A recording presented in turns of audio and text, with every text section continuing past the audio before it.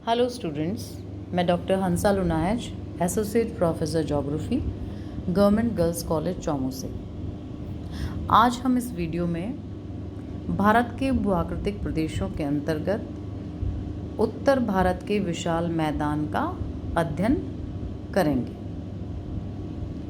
सबसे पहले हम मैप के अंदर ये स्टडी करते हैं। तो देखिए, उत्तर भारत का जो विशाल मैदान है ये हिमालय पर्वत श्रेणी के दक्षिण में अवस्थित है और इसका जो विस्तार है वो पश्चिम में सिंधु नदी से लेकर पूरब में गंगा ब्रह्मपुत्र के डेल्टा तक है। यह मैदानी भाग सिंधु, गंगा व ब्रह्मपुत्र की निक्षेपण क्रिया के द्वारा निर्मित भाग है। इसी कारण इसे हम सिंधु गंगा ब्रह्मपुत्र का मैदान भी कहते हैं। इस उत्तर भारत के मैदान की कुल लंबाई लगभग 3200 किलोमीटर है और इसकी चौड़ाई 150 से 300 किलोमीटर के मध्य पाई जाती है। इसकी दूसरी विशेषता यह है कि इस समतल मैदानी भाग की समुद्र तल से औसत ऊंचाई लगभग 200 मीटर है। इसकी अधिकतम ऊंचाई समुद्र तल से 291 मीटर है, जो कि हमें अंबाला और सहारनपुर के मध्य देखने को मिलती है। अब आइए हम उत्तर भारत के विशाल मैदान के प्रादेशिक विभाजन का अध्ययन करने से पहले हम इस वीडियो में इसकी स्थलाकृतियों के बारे में डिस्कस करते हैं। देखिए, उत्तर भारत के विशाल मैदान में कई प्रकार की स्थलाकृतियाँ पाई जाती हैं, जिनमें सबसे पहले है भाबर। भाबर शिवालिक के गिरिपथ प्रदेश में सिंधु नदी से तीस्ता नदी तक पाया जाता है। यानी भाबर स्थलाकृति जो है वो शिवालिक की पहाड़ियों का जो फुटहिल्स वाला क्षेत्र है, निचला भाग है, वहाँ से उस क्षेत्र में इंडस रिवर, सिंधु नदी और तीस्ता नदी के मध्य पाया जाता है। यह 8 से 16 किलोमीटर चौड़ाई वाली एक सकड़ी पट्टी के रूप में स्थित है और फुटहिल्स पर स्थित होने के कारण इस क्षेत्र में नदियां बड़ी मात्रा में भारी कंकर, पत्थर, बज्र आदि लाकर जमा कर देती हैं, जिससे पारगम्य चट्टानों का निर्माण होता है। अतः इस क्षेत्र में पहुंचकर अनेक छोटी छोटी नदियां अदृश्य हो जाती हैं। यह भाग कृषि के लिए अधिक उपयोगी नहीं है।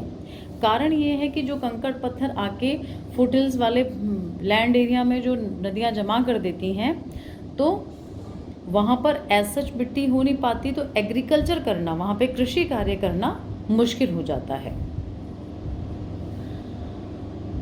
अब भाबर के बाद जो अगली उत्तर भारत के मैदान की स्थलाकृति है वो है तराई। तराई क्षेत्र जो है वो भाबर प्रदेश के दक्षिण में स्थित है। यहाँ इस क्षेत्र में भाबर की लुप्त नदियाँ फिर से प्रकट हो जाती हैं, क्योंकि कंकड़ पत्थर वाला जो एरिया है वो ख़त्म होके वापस एक प्लेन एरिया के अंदर वो नदियाँ आ जाती हैं। इसे तराई प्रदेश कहते हैं। ये जो क्षेत्र है तराई क्षेत्र, ये 15 से 30 किलोमीटर चौड़ा है और यहाँ पर अधिकांश भाग पर दलदल पाया जाता है। इस प्रदेश की रचना बारीक कंकड़, पत्थर, रेत तथा चिकनी मिट्टी से हुई है। इस क्षेत्र में अधिक दलदल व नमी होने के कारण यहाँ घने वन पाए जाते हैं और यह जो क्षेत्र है वो कृषि के लिए भी अति उपयुक्त क्षेत्र है।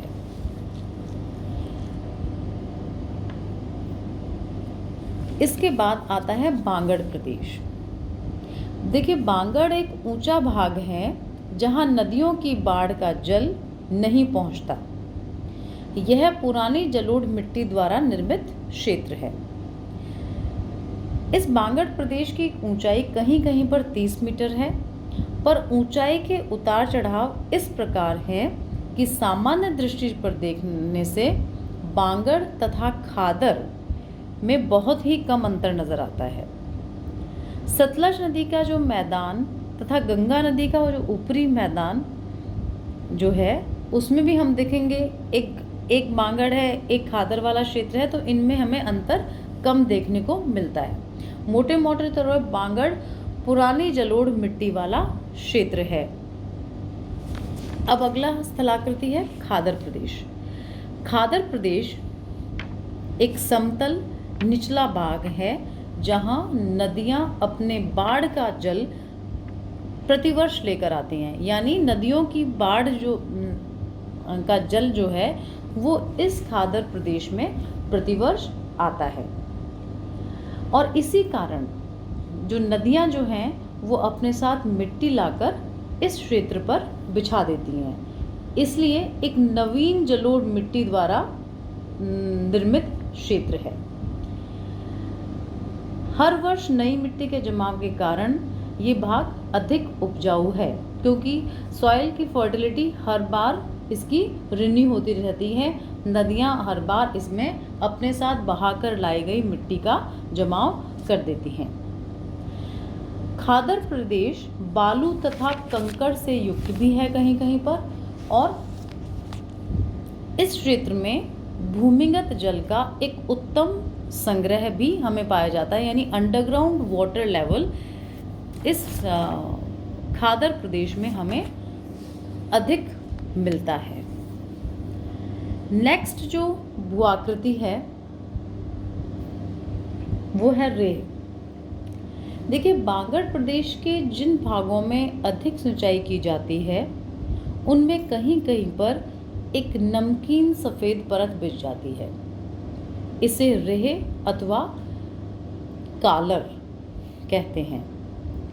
कि जो नमक एक्चुअली होता क्या है, जब कंटिन्यूसली हम इरिगेशन करते हैं, सिंचाई करते हैं, तो पानी की अधिक मात्रा हो जाती है और इस कारण अधिक समय तक लैंड सरफेस पे पानी कहीं कहीं पर अधिक सिंचाई होने के कारण वो पानी इकट्ठा हो जाता है और उसके कारण जो कैपिलरी एक्शन होता है उससे जो अंडरग्राउंड सॉल्ट रॉक्स हैं वो नमक आकर ऊपर जम जाता है, एक सफ़ेद परत सी जम जाती है। इस प्रकार की जो मिट्टी वाला क्षेत्र है या ज़मीन वाला क्षेत्र है उसे हम रेह के नाम से जानते हैं। नेक्स्ट स्थलाकृति इस विशाल मैदान में जो देखने को मिलती हमें वो है बूर।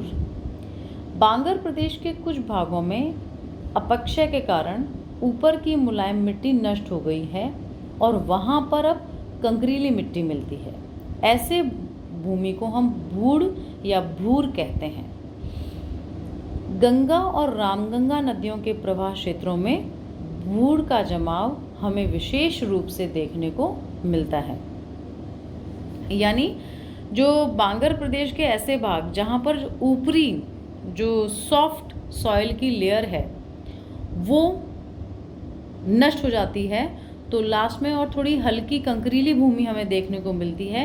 ऐसी भूमि को हम बूढ़ या भूर कहते हैं और इस प्रकार की स्थलाकृति विशाल मैदान के अंतर्गत गंगा और रामगंगा नदियाँ जो हैं उनके प्रवाह क्षेत्र में हमें इस प्रकार के जमाव जो हैं वो देखने को मिलेंगे।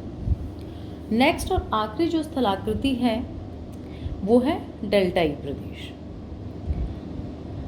गंगा तथा ब्रह्मपुत्र नदियों ने अपने मुहाने के निकट विशाल डेल्टा का निर्माण किया है जो भारत तथा बांग्लादेश में विस्तृत है।